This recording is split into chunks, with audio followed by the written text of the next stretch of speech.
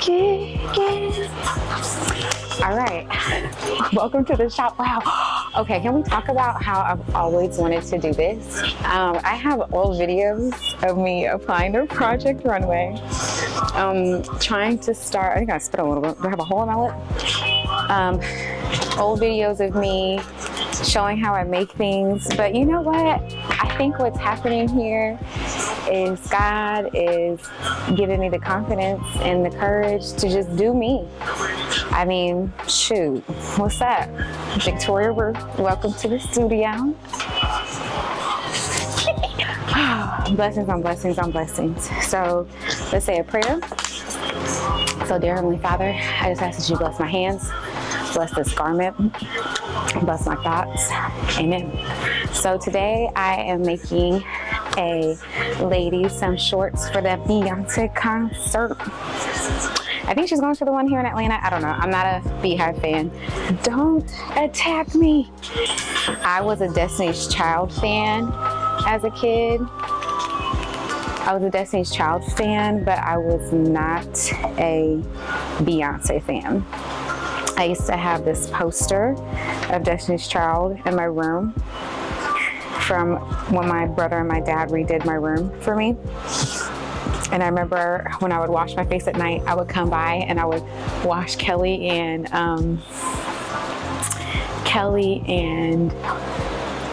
Michelle's face. But like Beyonce just, I don't know, she always bothered me. She like bothers my spirit in some kind of way. I don't know how to explain that. I'm not wishing nothing bad on her. Not saying nothing bad on the lady either. But yeah, it just always had a little odd feeling towards her. Anyways, so let's get started. I'm gonna break down my process for you really quick. Long story short, when it comes to design, I found a faster way to do fittings for people. I basically put them in a mock of the garment that they are getting ready to put on, and then I mark it up and do the things that I have to do. So then I can just go straight to pattern making or use this as their pattern and get to their fabric. So here's the lining. She purchased the lining from me because here are her shorts. She bought upholstery fabric. I'm the kind of person where anything can be anything. The only gag is that if you want to wear upholstery fabric, it has to be lined because the inside is like stabilized and it just it's itchy and rough because it's not supposed to be on skin. So before I actually get started, I have to sketch out her design, basically making myself like a mini tech pack so I don't miss any pieces that I'm making, any ideas and things like that. So let's get into it. Here's her fitting. I also only use one side of it to make my patterns. This was pinned though when she had it on, but I guess it's because I take these pins out and so that people can get in and out of it because the options doesn't have the opening and closing parts to the garment. So let's get to sketching, let's get to making our tech pack, and let's get to being the best us that we can be. What did I do? Now that's one thing I will say about myself. I just be putting stuff places. It don't make no sense. Let's see what I wrote myself. This notebook belongs to Victoria with no time. Dreaming is just a part of the plan you are achieving now. Go forward with your clear mind and your joy. Aww. Oh, nice to myself. I love me. I really, really do. Very grateful for my existence. Even though I will say it all the time, I do think being a wife is a little ghetto. It's like, fool. Now, when did I use up all of this? Oh, I have some bad designs in here. I can't wait. I like to look at the example because leave it up to me. I'm going to make something completely different. And this is how she gets in and out.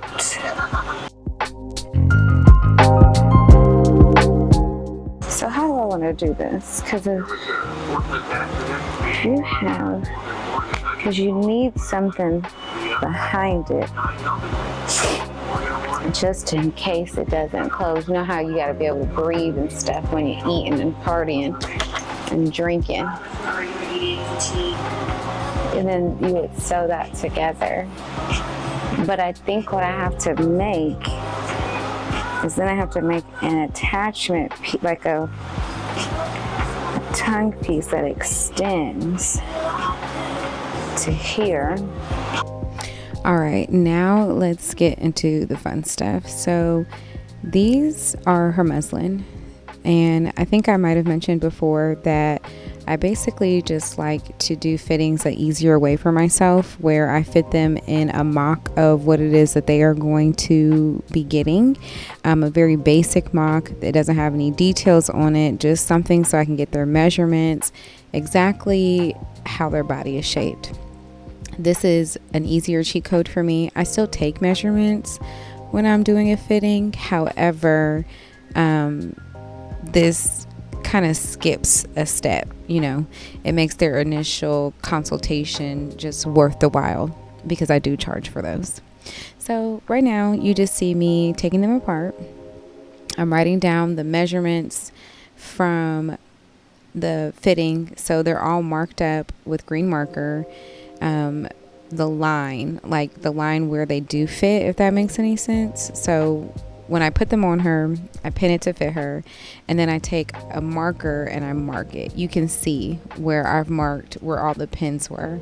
And so then now I just go back in and I clean up the lines and or adjust anything according to what needed to be taken in. So I'm making like a clean line right there at the bottom of the shorts. Over here I am marking what needs to be taken away from the back, you'll see.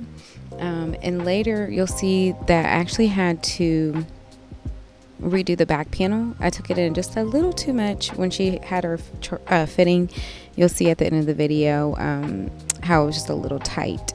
So I actually redid the back panel to give her some space. But like I mentioned, these are upholstery fabric, so there really is no give, and she really wanted them to be kind of, you know, like the hoochie daddy shorts, you know, kind of tight, revealing and whatnot. And when you buy fabric that's not actually supposed to be worn for fashion, you kind of run into those problems. But here you see me now. What I've done is I've remarked the seam, the seam allowance around the shorts. I'm showing you here all the seam allowance that was added. Those are the blue lines that you see. And then I'm just cutting away the excess.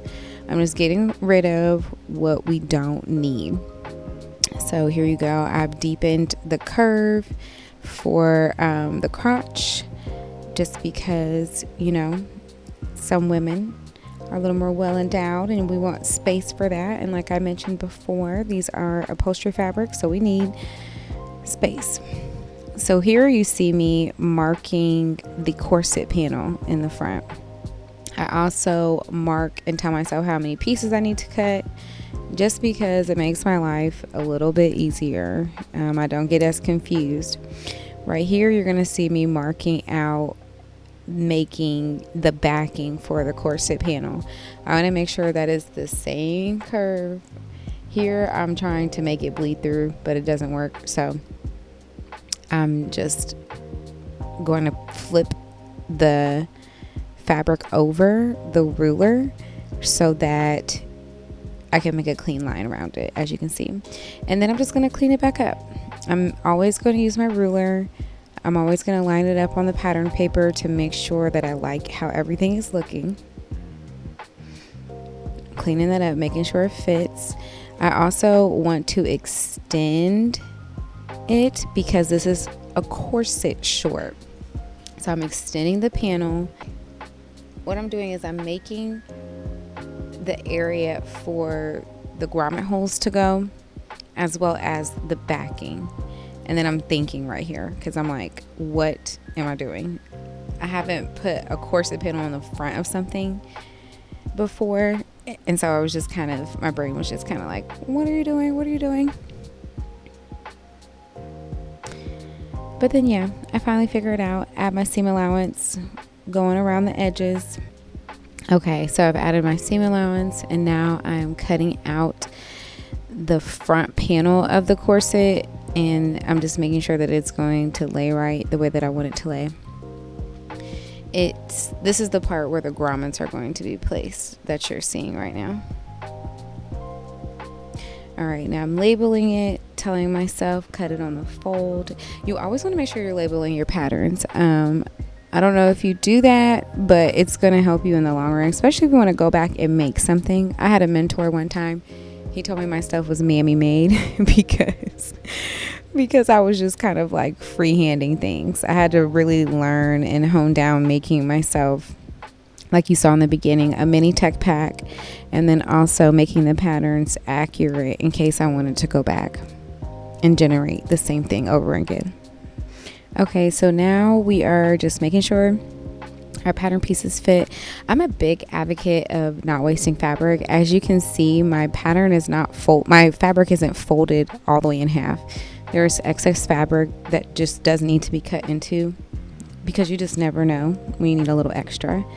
And so what you see me doing now is I am actually adding the extension piece here to the shorts, because only one side of the shorts will be extended, whereas the other side won't, if you think of how a corset is made. And then also for her fitting, when we did the muslin, her back needed to go up 2 inches. So instead of making a whole new pattern, I just notated that and extended that on the fabric.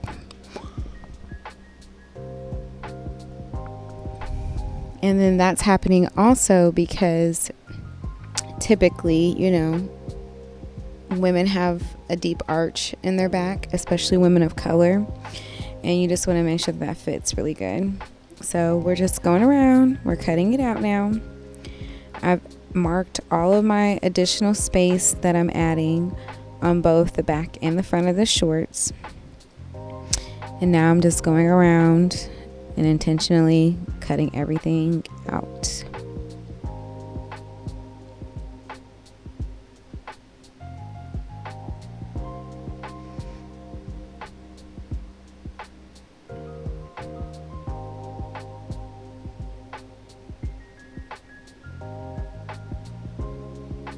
Oh, sewing tip.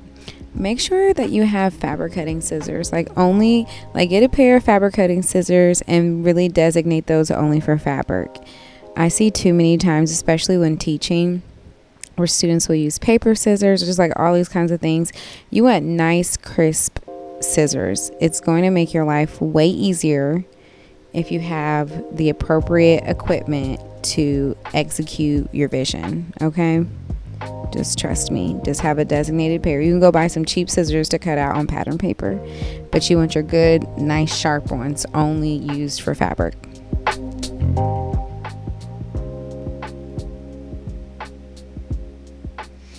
Okay, here I am just making sure that I like that extra panel, making sure that it's going to fold over right, because I did not cut a pattern piece out for it. I guess I can make this video again and make the shorts again if you guys want more in depth. I just wanted this to be a little high level. This is my intro to teaching via YouTube, and I didn't want to overwhelm myself. So there you go. So now we are laying our shorts out on the lining, making sure everything fits well. Like I said, big advocate on not wasting fabric, especially just any fabric really. Nowadays fabric can cost anywhere up to like $60 a yard. Her fabric was about $35 a yard, so I don't want to waste it. And then my lining was most likely anywhere from like $5 to $8. I bought that a few years ago, so I really don't want to waste it, because if I have to make more, I don't know that there will be any more. So I'm just laying everything out. You can kind of see here how the front of the short is a little different, how it extends to accommodate covering the back of the corset, just in case she doesn't tie it all the way up. I just want a little bit of backing. If you've worn a corset before, you should know exactly what I'm talking about. Time to cut it out. We're just going around, cutting it out slowly but surely. I don't think I have any recording of me sewing it. I had to get these done in like 3 days. As you can see, the outfit change. This is day 2. This is after her fitting. This is day 2. This is after her fitting. I'm taking the shorts apart now because you'll see here that you can see a little muffin top going on and just not enough space for the behind to really breathe. So I just wanted to make her a new back panel. You'll see here too how they're just a little snug, you know. And so this is why I don't like doing things in a rush, and I like to charge rush fees because it just makes life complicated. But now you can see after the fitting how much better they fit. I still have to shorten them and hem them, but you can see how much better they fit around her butt and waist. So now, okay, forgive me, I thought I was really having you guys see how to put those end caps on shoestrings so that your shoestrings don't fray. They're like metal end caps. Let me know if you need an in-depth video on that. I can do that for you. However, if not, these are the shorts. Here is a close-up view of the grommet placing and how I put the grommets on there. Here's your lining, what it looks like on the inside. There's also little tacks inside so that the lining doesn't fall out. And then here's my client. For everybody's privacy's sake, I blurred everybody out, but there she is in her boots. And she also made the boots. She also got the upholstery fabric and put it onto her boots. But thank you for watching. And check me out on my next vlog. It might be me teaching. It might be me creating something. Who really knows? But just know that I'm grateful for you. And I hope that you have a blessed day and choose some good thoughts.